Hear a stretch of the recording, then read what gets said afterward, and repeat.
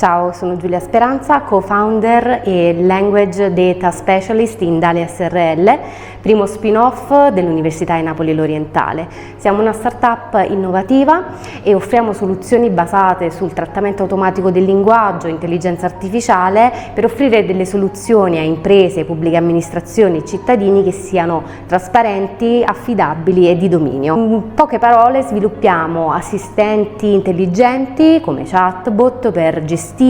delle competenze interne e delle risorse interne di aziende. Ci occupiamo del processamento di dati, soprattutto dati linguistici, per arricchirli, sviluppiamo risorse linguistiche e questo ci serve come supporto per modelli che siano leggeri e che siano di dominio. Durante il nostro percorso LIFE, Laboratorio di Imprenditoria Femminile, abbiamo avuto l'occasione di strutturare meglio il nostro business plan tramite anche i corsi di formazione, gli strumenti metodologici che ci ha offerto questo percorso e anche grazie alla guida del nostro mentor abbiamo strutturato meglio anche la nostra campagna marketing, abbiamo imparato come comunicare al meglio la nostra vision, la nostra mission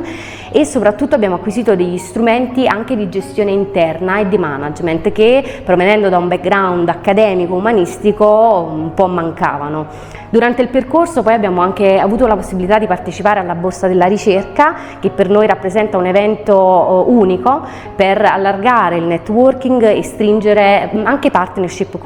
commerciali.